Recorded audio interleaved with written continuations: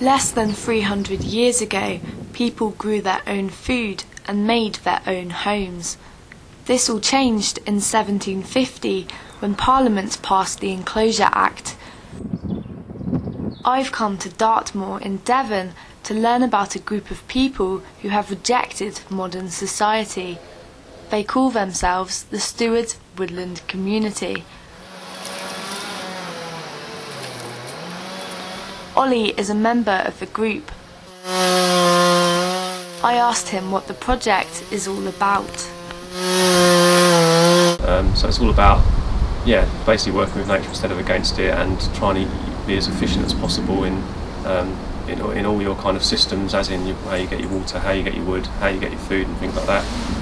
12 adults and 5 children live here in homes made from wood and tarpaulin. I've been told that the group get most of their electricity from solar panels. Seth has £2,000 worth of panels on his roof. Bought them over time and you can add on to them. At the moment they stand at about £2,000 and they're a half a kilowatt of power. In summer, in winter they hardly do anything, so you need sun to be on them. Okay. They only work really very well in direct sunlight, so in England they're not terribly good. But when you've got no power, some's better than none, because we're not completely off the grid here. So in a really good day you can run on half a kilowatt, you can run sandwich toasters, kettles, hoovers, that sort of thing. On a bad day it's just enough for lighting, maybe a couple of hours laptop. In winter, this stream provides micro hydro power for the community. It is also pumped into the bathhouse where the group wash their clothes and bathe. This burner is lit once a week for hot showers. The community are aiming for complete self-sufficiency. I asked John how far they have come. Sufficient in power, we're self-sufficient in sanitation, in housing, in heating. What else? Well, food is, we're a long way off being self-sufficient in food, but we're working on it, and we're developing some raised bed systems down in the growing area and bringing a lot more growing up around our structures, which is a good example of permaculture. So mainly food really is one of our biggest areas we need to work on, and also earning money, being self-sufficient financially. That again, we're stepping that up next year. We've got a lot more courses running next year as our infrastructure now is getting better. Once we've built the workshop and we've got a teaching space and workshop, then things will really kick off up here in running courses, as we will have a really good venue. So so mainly earning money and growing food are our two big areas that we're trying to work on next. The compost loo must be the most interesting facility on the site. Excrement is turned into compost and used on the growing patch. Until this is up and running properly, the group buy their food from local organic companies. This way of life seems very rewarding, but I wondered if anyone ever missed their creature comforts. Mel has lived here for several years now.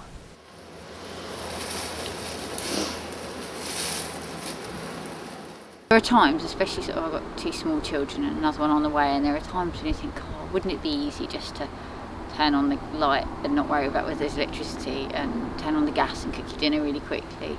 But I don't know, I don't think I find that very rewarding anymore. And I don't think I could. I think I'd get bored actually now. And the community is so important here. Having people to go, I think especially it can get quite lonely having small children, and to have other people around, you can always pop around for a cup of tea and say hello, or even if you're just wandering down to the communal area to get some food and you bump into someone, you've had that kind of that input from someone else during the day, which kind of I find really valuable and really important, as well as having other women and other mothers around to sort of share some of the stuff that goes on, and just the support of the whole community. So, everything you do just has an effect on the environment, so you have to take every aspect of your life into consideration. And living like this, you can, because you can see the direct result. If you do your washing up or wash your hair or wash your clothes in a non-biodegradable detergent, you're putting it into the ground outside your house straight away afterwards. So you can, the impact's directly there. You can see what's happening, and it helps to make everything a lot more real. The community do not actually own the land here, it belongs to the national park. They are allowed to live here on the condition that they manage the surrounding woodland. This involves cutting down diseased trees. Living and working together must put strain on relationships. I wondered what happens when people fell out. Resentments only build up through not talking to people about your situation. So what we do is we pass a stick round, and the person who's got the stick gets to talk about what they want to talk about, and then it goes passed round and round and round and round until it gets back, and everyone sort of generally airs of what they feel, what's going on. We generally work here. I mean, a lot of communities have troubles and stuff and disagreements, but we talk about it a lot, and it's not too bad here. It's very...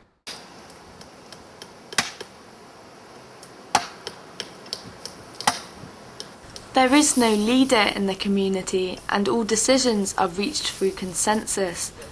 It has taken 4 years for the group to agree to use chainsaws. Progress is slow here, but the community live fulfilling eco-friendly lives, without bills and without crime. I asked Ollie if he thought there was a future for this type of project. We've decimated the planet's forests. There's more plankton than there's more plastic than plankton in the oceans.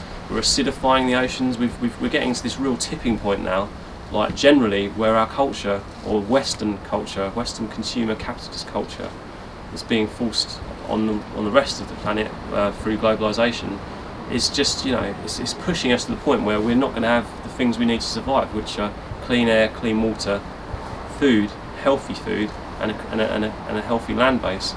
So there's going to be, and who knows what way that could go. It could go catastrophic with people killing each other for, just a bit of water or some baked beans from looting down at Lidl's, or it could be everyone comes together and actually, which is what I hope will happen and I think is possible. But it's going to be big changes, and we won't be able to live this modern lifestyle this artificial lifestyle that's been created. We will be forced to live a little more like this.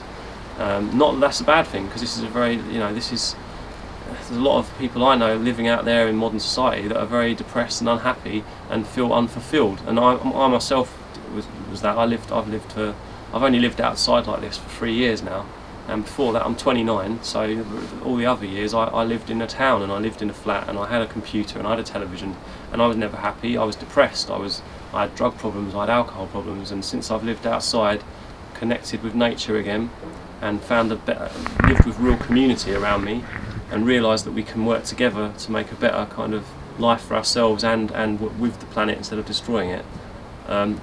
So I don't think it's a bad thing that that's going to happen, but it's going to be a big change for people, and a lot of people are in denial that that's going to happen and aren't preparing for it, whereas ourselves here, and it's not about us being better or anything like that, it's just that we are a lot of us are more prepared for it, and we're aware that it's going to happen, whereas a lot of people are in denial that it's even going to happen.